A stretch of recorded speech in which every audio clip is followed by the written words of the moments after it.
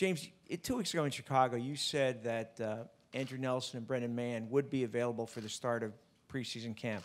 How have they looked so far? When do you hope to settle the offensive line going into the season?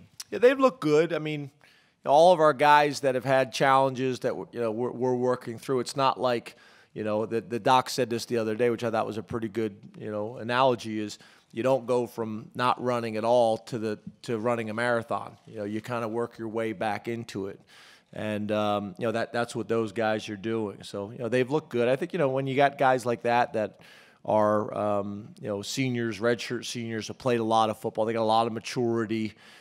So if you're going to have a guy that maybe is a little limited in terms of they're not limited anywhere physically, but we're limited in the reps. Again, like I said, because you don't go from not running all to run a marathon. There are probably guys that could handle that situation the best, and they've done a good job with it. They look great. They're able, when they get in there, they've done a really good job. They're able to run, they're able to move, they're powerful, they're physical.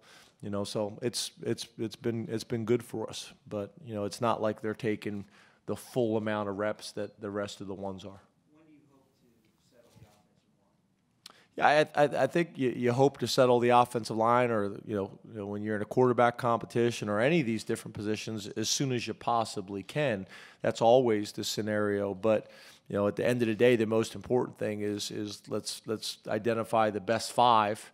Get them on the field. And one of the things that I think we've done a fairly good job of is not recruiting one position players. So I think Bates is a really good example of that, as a guy that could play center, a guy that could play guard, a guy that could play tackle.